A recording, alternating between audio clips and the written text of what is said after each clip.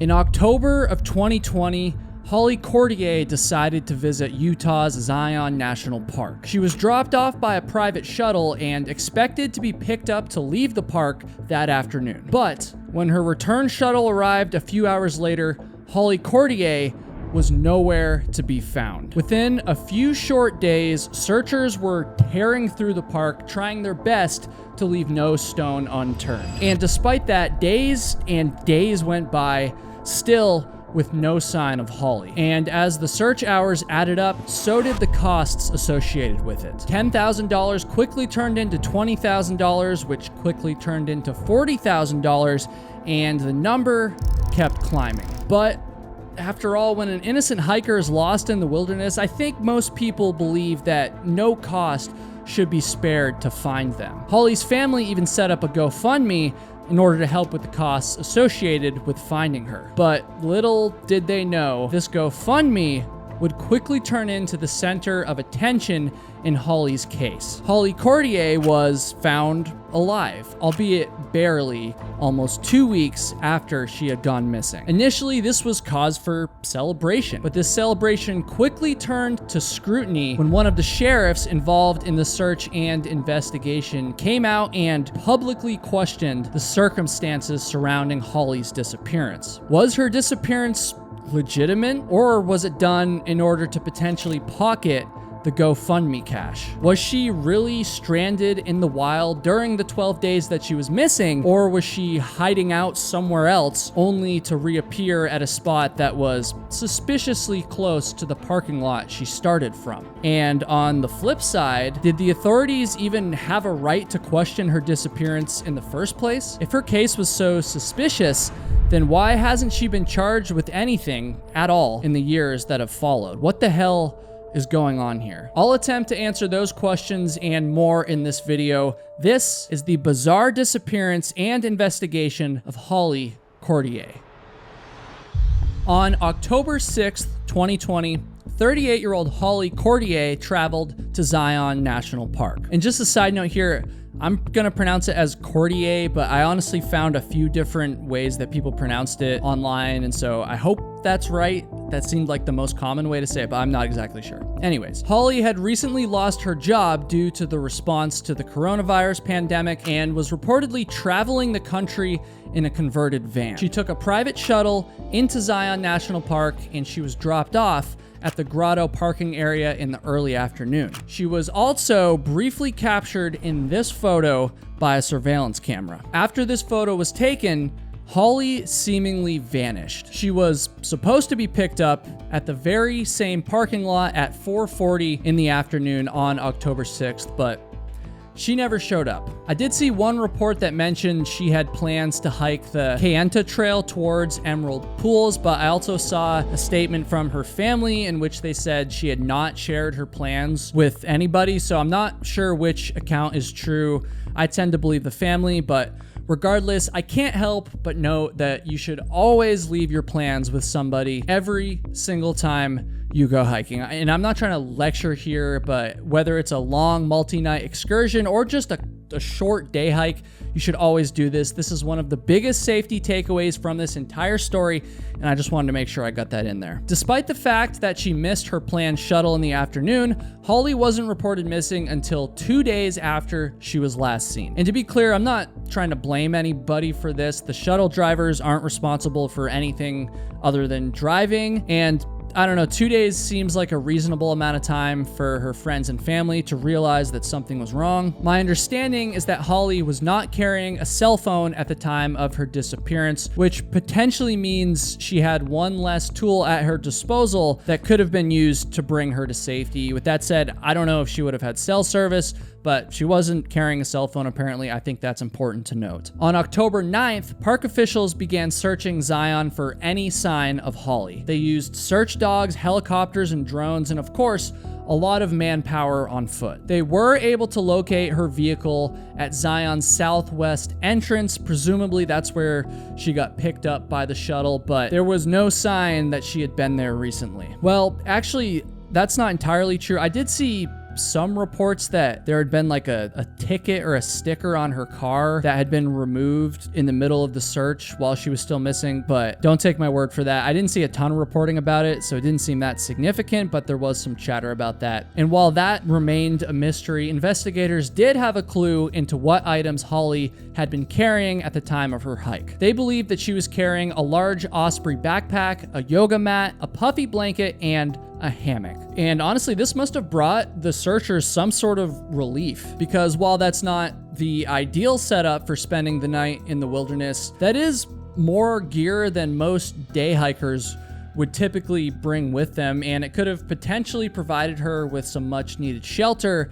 and warmth while she was lost. My understanding is that she could have expected temperatures as low as 30 degrees Fahrenheit during the night, which is just under 0 degrees Celsius for my non-American viewers. Now, despite these seemingly promising gear choices, as the search dragged on, her friends and family became more and more concerned. Her daughter was quoted saying, "I do know there are fresh water streams she is able to get water from, but without food, we are running a few days on her survival, so this is very crucial." At some point during the search, Holly's loved ones created a GoFundMe to help raise money for supplies to find Holly, lodging expenses for her family, hiring special equipment, and medical expenses for if and hopefully when she was found. The search continued for 12 days, but then on Sunday, October 18th, everything changed. Park officials had received a tip that somebody had spotted a small human in a hammock. This tip was followed up on, and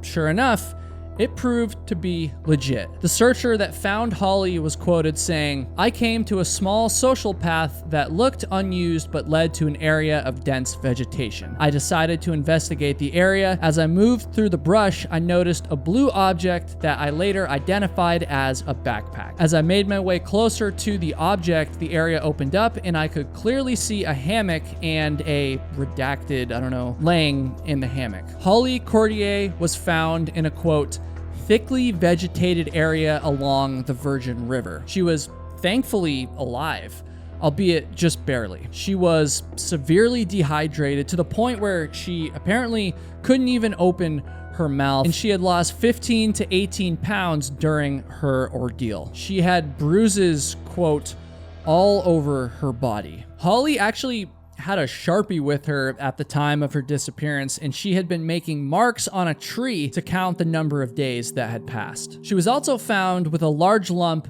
on the back of her head. Apparently, at some point, Holly had actually hit her head while doing something with her hammock, and this had caused her to become disorientated. This seemed like a logical explanation for why she was unable to find her way to safety despite being an experienced hiker. So, clearly, she was in rough shape, but thankfully, she was alive. One of Holly's sisters was quoted saying, "It wasn't until 2 days ago I actually said, I'm starting to lose hope. They had a lot of cadaver dogs out and I knew what they were looking for was a body, not a person. It was the first time I actually started losing hope." The fact that Holly had been found alive was nothing short of a miracle. Now, one would think that after she had safely been brought home, her discovery would be reported by the media, and then her name would slowly disappear out of the headlines. This is not what happened. As it would turn out, the media storm surrounding the disappearance and discovery of Holly Courtier was actually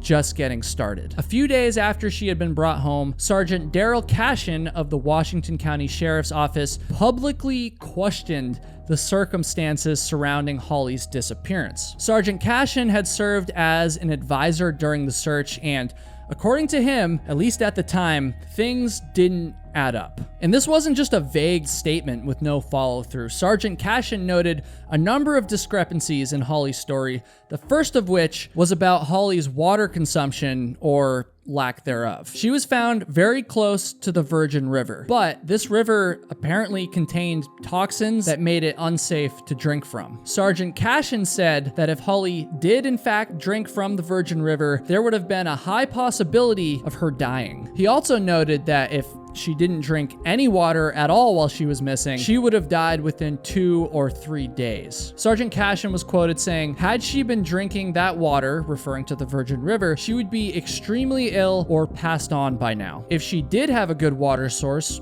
what was it?" As I mentioned earlier, Holly was so dehydrated that she apparently couldn't even open her mouth. And to this point, Sergeant Cashin said that in his experience working with patients, if they're so dehydrated that they can't open their mouth, they most likely would not survive, especially for almost 2 weeks. And the sergeant's speculation didn't stop there. He also questioned her condition at the time of her discovery and whether or not she was truly as banged up as her family had reported. Holly's daughter had said that Holly was so weak that she couldn't take more than a step or two without collapsing to the ground, but according to Zion National Park officials, she was actually able to walk on her own and only needed minimal assistance after she was located, whatever that means. Sergeant Cashin said, quote, "If we had found somebody in that condition with that kind of severe head injury, we would have at a minimum called for a transport agency to check her out. Physically, she seemed to be in a condition that did not warrant an ambulance. The fact that this didn't happen tells me that they did not find any significant injury to her that would have prompted them to do that." Sergeant Cashin also brought up another strange inconsistency. He questioned the location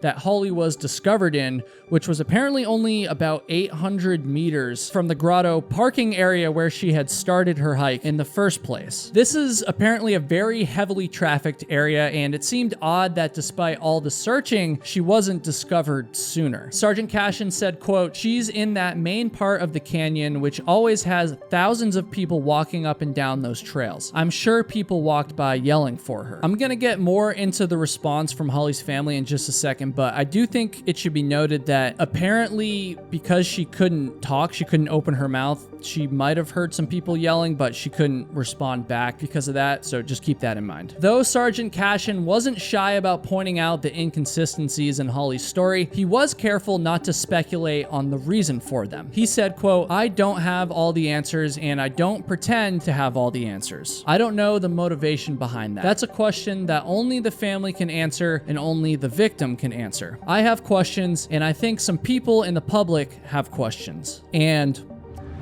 boy, was he right. The public did, in fact, have questions. It didn't take long before online forums were abuzz with speculation, a lot of it, at least from what I see, relating to the GoFundMe that had been created while Holly was missing. My understanding is that this GoFundMe raised almost $12,000, and many people online believed that she had actually staged her disappearance to either pocket this money or to make money off of it in some other fashion. When confronted with all this speculation, Holly Courtier's family had no choice but to respond and to also explain their situation in greater detail. They started by updating the GoFundMe page with additional details about her disappearance and additional details about how the money was being used. Quoting from the page itself, "This fundraiser is and always was 100% legitimate. However, we acknowledge and respect people's concerns over the many inaccuracies portrayed by the press and social media regarding Holly's ordeal. Whomever has concerns about our use of their donation is welcome to request a refund without any objection from the family." They also went into greater detail about how the money was being used, including things like Holly's medical bills and future therapy costs. They also shed some light on her mental state leading up to her disappearance. Quote, "Holly has suffered from mental health issues in the past and went on her hike not in the best frame of mind. She did not intend to become injured or so weak on her journey, nor did she intend for her trip to become a search and rescue effort." Holly's sister also did an interview with Today.com, hoping to answer some of the questions surrounding the story. In this interview, her sister said that Holly had had a mental breakdown before the trip to Zion, and she talked about how her sister had experienced trauma over the last few years and had not properly dealt with it. She said that essentially Holly had gone out on a spiritual journey in the national park. Her sister also addressed the inconsistencies raised by Sergeant Cashin. When asked about whether or not Holly was able to leave the scene under her own power, which was again something that the sergeant had questioned, her sister said, quote, "It's just so blown out of proportion. When you think you're gonna die and you see a ranger," she said she literally got like giddy inside because she knew she was going to now see her daughter and her family. So you definitely have some adrenaline working for you at that point, which,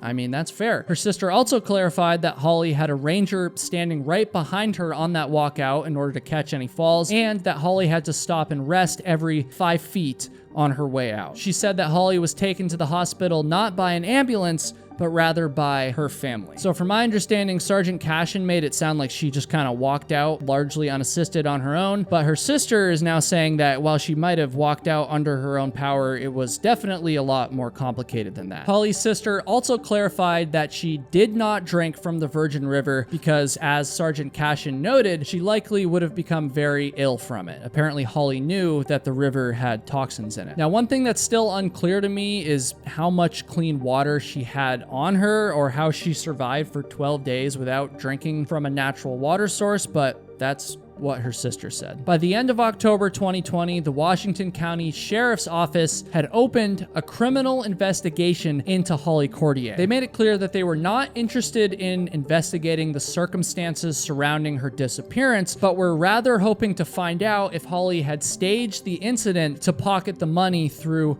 her GoFundMe page. A few months went by, and then, in January of 2021, the sheriff's office reached their conclusion, much to the dismay of Holly's online critics, by the way. They did not, in fact, believe Holly was guilty of fraud. Lieutenant David Krause said, quote, "We never found any evidence to support any of the claims that any criminal activity took place. There was a lot of miscommunication, speculation, and sometimes it came to not having all the facts." A few months later, Zion National Park released the investigation documents, which were heavily redacted. You might have noticed that earlier, and they didn't really reveal much new information other than the fact that the search for Holly Courtier had costed over $60,000. So, where does that leave us today? Holly Courtier was never charged with any crime, and her family has maintained her innocence to this day. They've even, albeit very gently and respectfully,